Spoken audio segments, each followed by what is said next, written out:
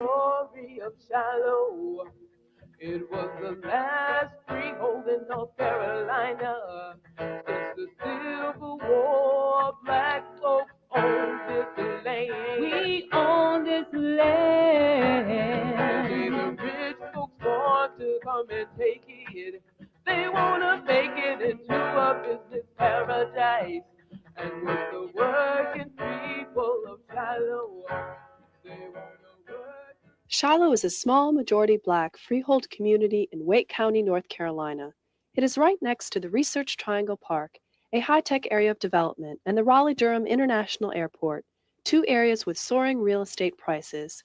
After the Civil War, freed slaves formed the community of Shiloh. Historically, people farmed and grew their own food, and later began traveling to regional industrial areas for jobs. Life has been hard, but good in Shiloh, as it is a united community. People have owned some land and have often owned their homes. To the people who formed this community, Shiloh meant refuge from slavery and oppression. Today, Shiloh citizens know that something has killed dozens of residents. All farming has stopped.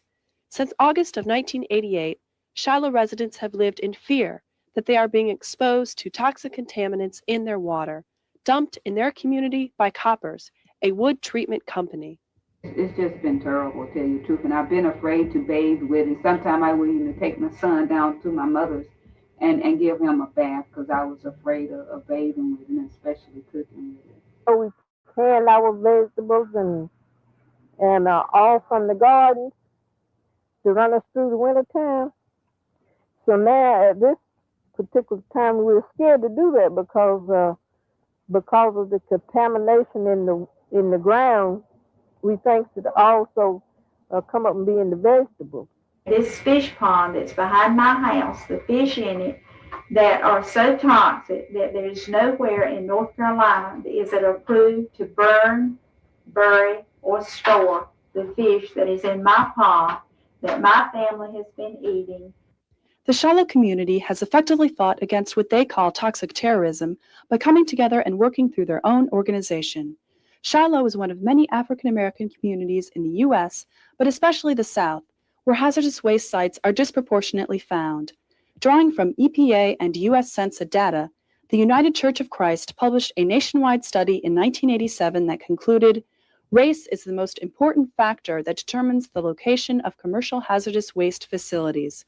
Also, 3 out of every 5 African Americans live in communities with uncontrolled waste sites. The Black Belt South, or the majority African American counties that form a crescent shape in the South, is the area most at risk in the entire country. Of the 50 states, North Carolina ranks next to last in both the average manufacturing wage and the percentage of unionized workers. The corporate toxic terrorism on the Black Belt community of Shiloh puts the residents there even more at risk, since they already face the double oppression for being black and for being workers. It's very hard to make a living. A lot of people who live in Shiloh work in industries that pay minimum wage or slightly higher, $5 or something like that an hour, and most people have to work part-time jobs too. If we get sick or anything, we're not even able to pay the doctors and the hospitals and all like that when we're having to pay $1,000 a day or whatever the case may be. The Shiloh community has long recognized the need for organization to address these oppressive conditions. Shiloh has a history of struggle. From the end of slavery, people, struggling to own property, the community just struggling to make their own survival. The community had a co-op, where people bought and sold their goods there. In 1985, the Shiloh community, under the leadership of women from the Home Demonstration Club, formed the Shiloh Coalition for Community Control and Improvement to unite against the development attacks on the community, such as industrial and airport growth, property value inflation, road development, zoning changes, and foul and depleted water. The organization achieved a number of victories on roads and zoning. The Black Workers for Justice provided organizational assistance, helping the Shiloh Coalition to develop its course of action. The Shiloh Coalition was closely united to the church, which has been a unifying force in the community. The main goal of the Shiloh Coalition for Community Control and Improvement is just that, community control an improvement to maintain a certain standard of living in the community and have control over what the future of our community will be like. Today, the Shiloh Coalition is focusing much of its organizing efforts on the toxic terrorism in their community. So one of the first steps was gathering information and investigation, and then shortly following that, meetings to let people know, what had going on, and make them aware of the contamination of the wells, and then set up a program with how to deal with that. The Shiloh Coalition, which includes workers and union representatives, quickly saw the need for the community to bring together its own body of information on the water contamination. In April of 1989, the group organized a public hearing. This event combined the input of community members, workers, and their allies. We invited different elected representatives there to hear what was going on. We had panelists who were labor leaders in the area, community leaders, legal attorneys,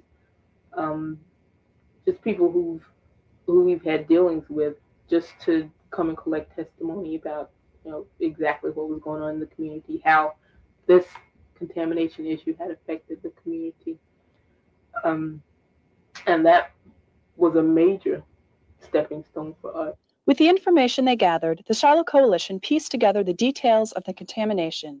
From 1968 to 1975, the Koppers Company processed treated wood using PCP or pentachlorophenol. Workers in the treatment building sprayed a mixture of PCP and IPE or isopropyl ether onto wood. PCP solution that didn't penetrate wood was wasted directly to lagoons and a pond on site. From these areas, the contamination easily traveled to underground streams throughout Shiloh. In other sections of the plant, workers cut, drilled, and sanded the wood. Koppers bought the plant in 1962, providing the first source of industrial jobs in the area.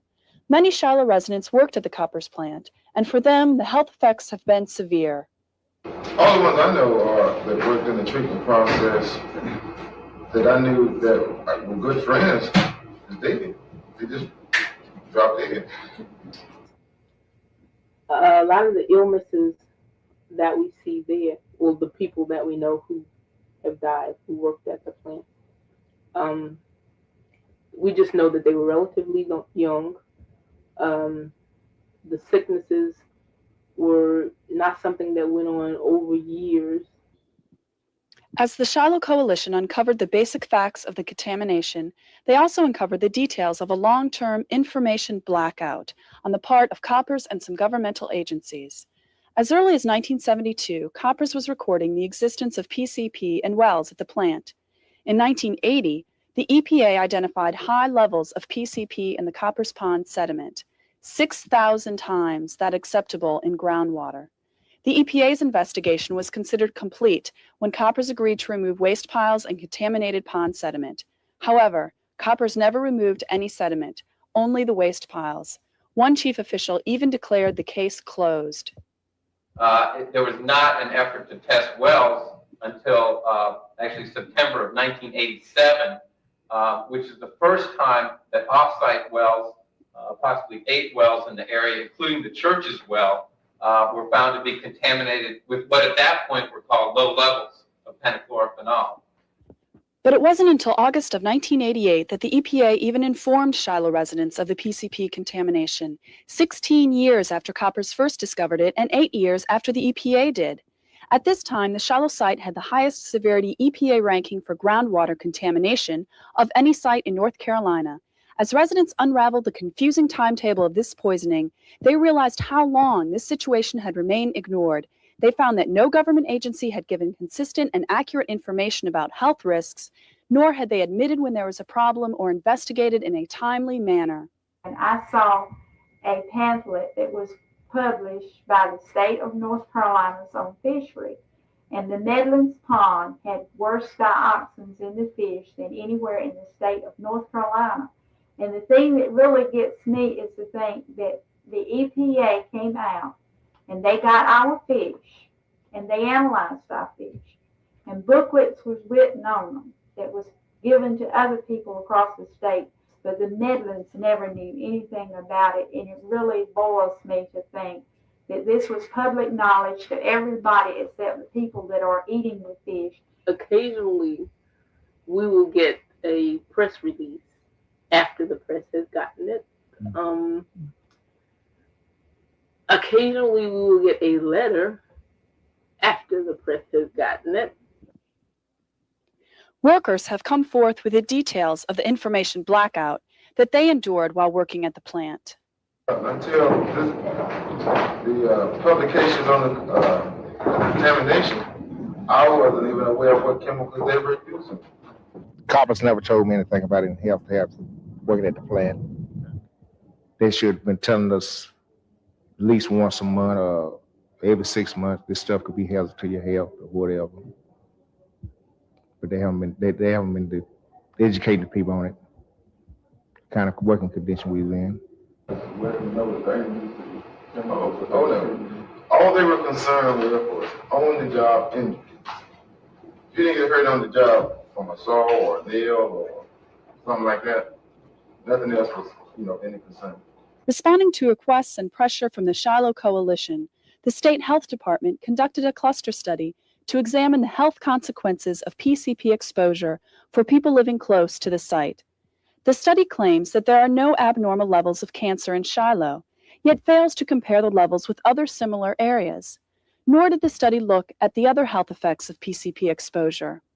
We feel like it was very premature to say that there is no health problem here. In fact, it was irresponsible to say that there's no health problem here, given the fact that a number of the problems we're not going to see for a long time. Although the EPA continues to state that there are no health effects among Shiloh residents due to the contamination, they have notified numerous residents not to drink their well water or to take baths in it. Reputable studies indicate that Shiloh residents have been subjected to quantities that put them at risk. The well at the Shiloh Baptist Church has PCP contamination 31 times the level that causes cancer in animals, according to levels determined by a national toxicology study. 8 countries have entirely banned the production of PCP. Also present in commercial-grade PCP are dioxins, the most potent cancer-causing compounds known on Earth.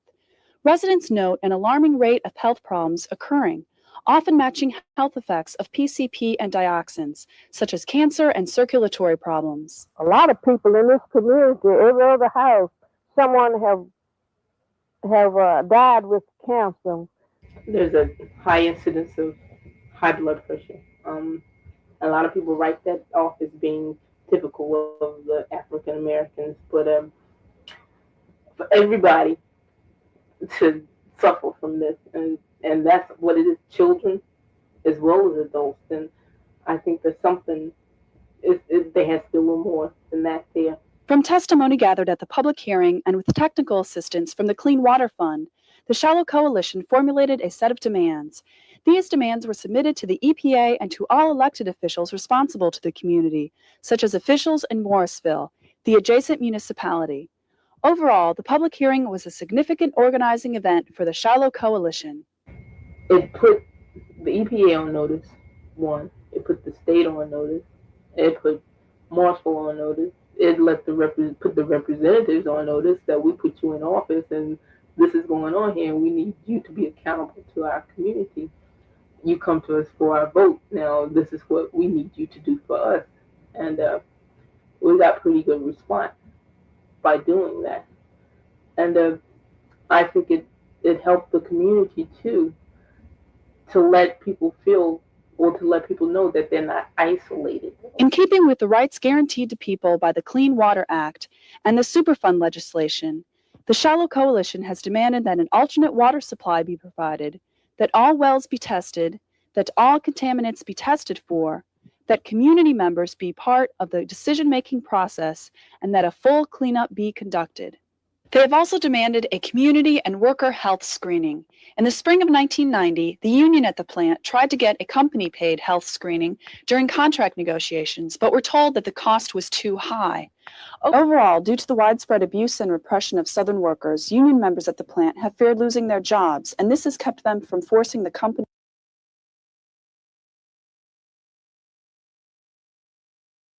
to be accountable to both the workers and Shiloh residents. I think the union could have done more to address the health problem of coppers. The people in the union was too afraid to make too many complaints about the working condition. Afraid to make lose the job, lose the position, or whatever. EPA has not, there is not going to be a further action of doing health screening. Because of a lack of response to its demands in general, but in particular for a health screening, the Shiloh Coalition, with support from the North Carolina Student Rural Health Coalition, has formed a health committee to organize its own screening and survey. The Shiloh Coalition has continued to gather accurate health information, and the community has organized a committee to apply for a technical assistance grant from the EPA to aid in gathering and presenting health and technical information to the community so that they can make informed decisions. In 1988, the State Superfund Agency put the copper site on the National Superfund list, a list of the 400 most highly toxic waste sites in the country. The plant in Shiloh continues to operate as part of the multinational Beezers Company, which has bought out coppers nationwide. Not only then does Beezers own the toxic pond in Shiloh, but all of the other 6 toxic copper sites across the country on the Superfund list. I believe Mr. Beezer did a due diligence study of coppers before he purchased it, and I think he felt that it was a good buy. The Shiloh Coalition is pressuring Beezers to be accountable to both the community and workers, since they now legally bear responsibility for the cleanup. If they have messed up, I think that they ought to clean up. No more than right. And then I would like to work with the community, and we are in the process of preparing newsletters and trying to respond to questions. I have learned that dealing with Beezer, they don't always tell the truth. I started working on the site in September 1988, and since that time with the quarterly monitoring and the work plan, we've probably spent in the neighborhood of $250,000, probably. This beaver and copper, they'll spend $10 million to keep you from getting 10 cents.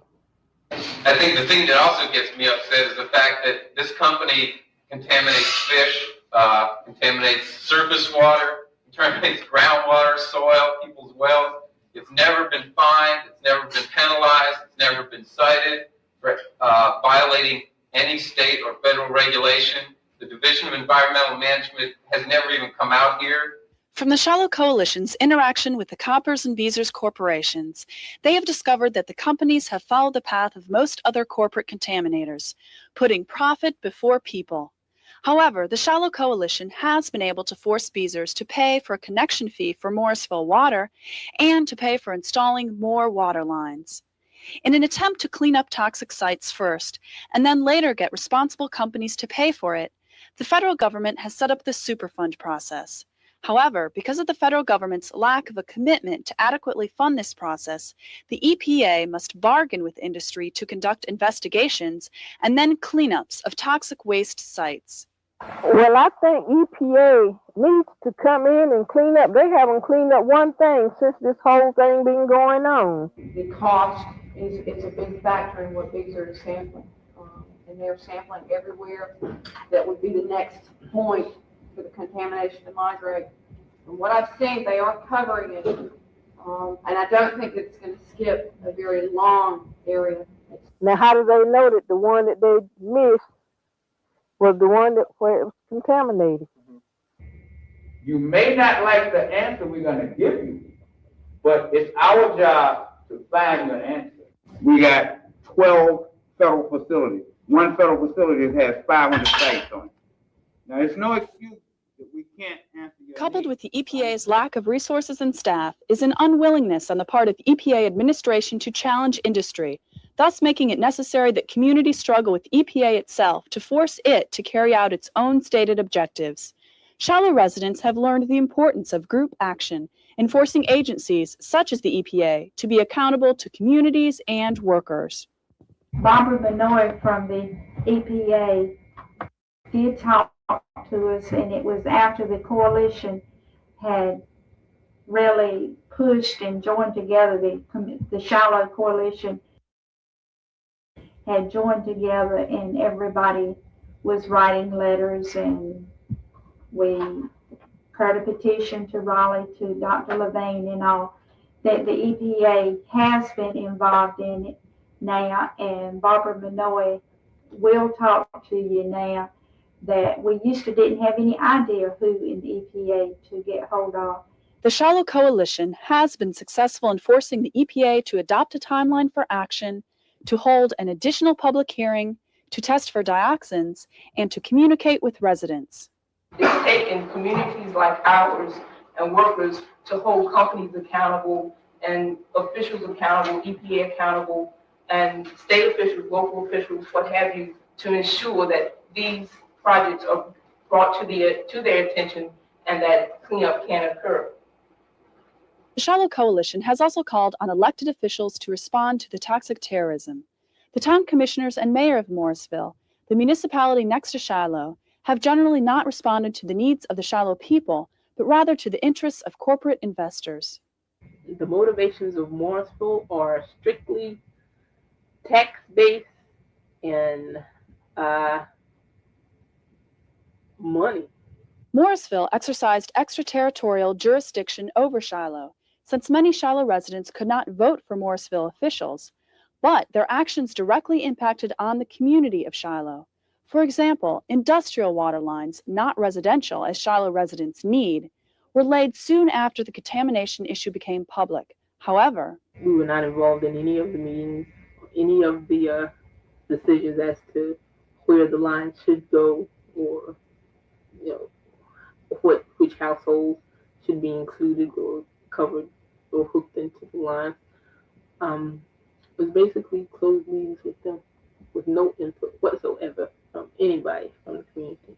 Well, I certainly feel real positive about the installation of almost 4 miles of water mains. Morrisville is requiring Shiloh residents, many of whom are elderly and on a fixed income, to annex into the town and pay high taxes on their inherited land.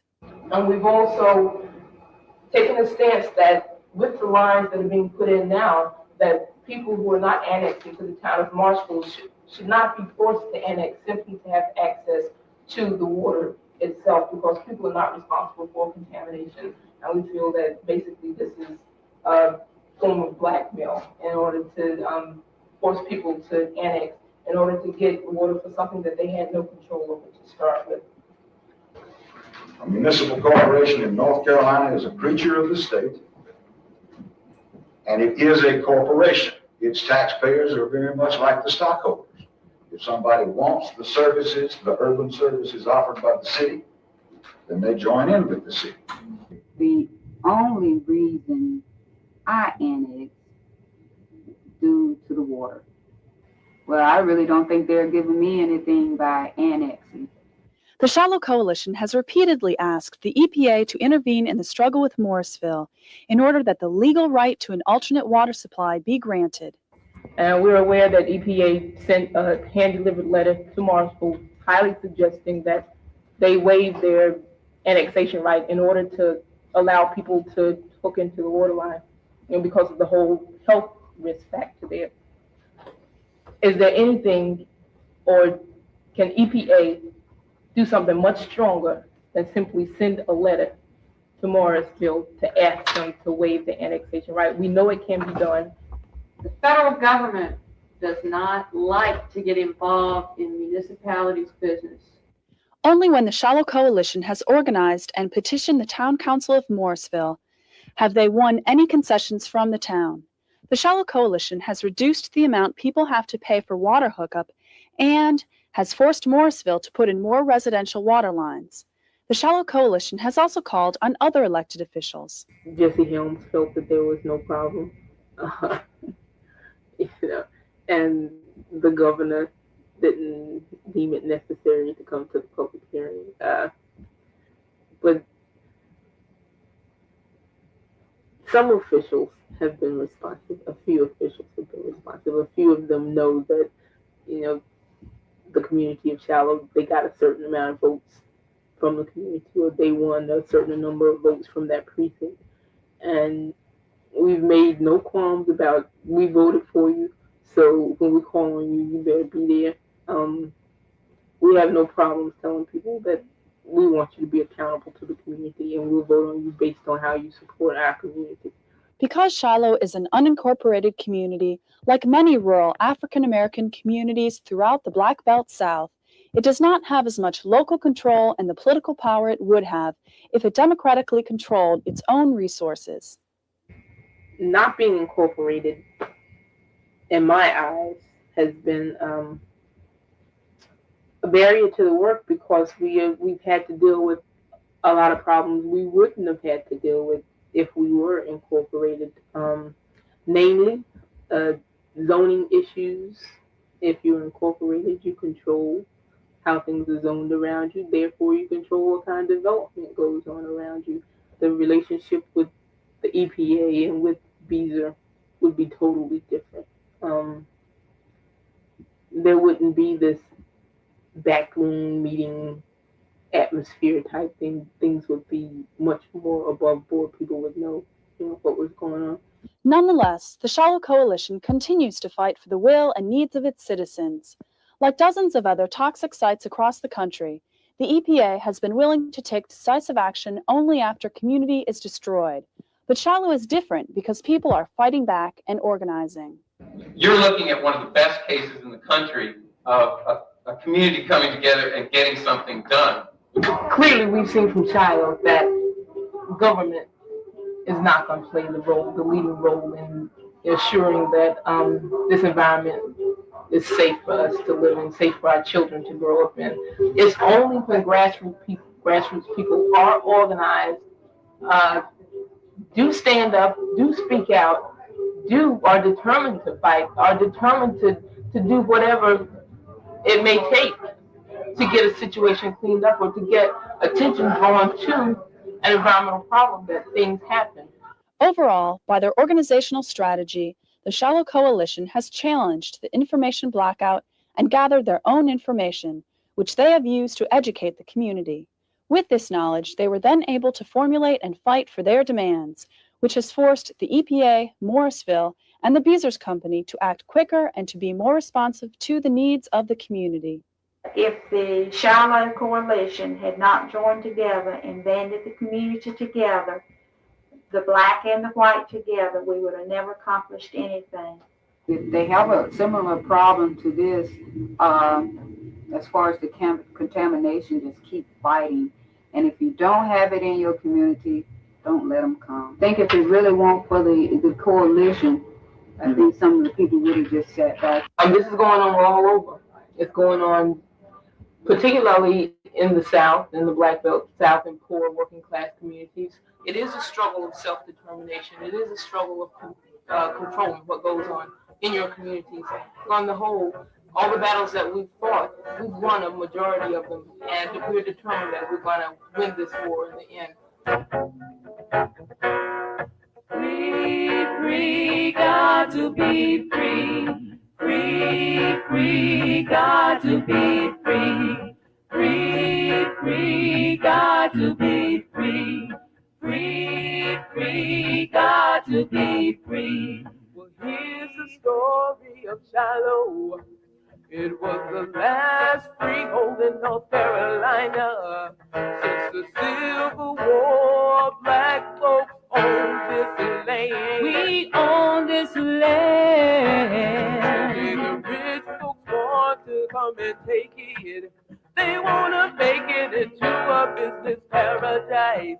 And with the working people of Shiloh, they want to work us all for a dime. They're not going to take it. So we're organizing the people of Shiloh, the sons and daughters of slaves. They're not going to take it. We're going to hold on to our heritage, hold on to our land and our future. Because self-determination, reservation and liberation. We're gonna be free, got to be free, free, we got to be free.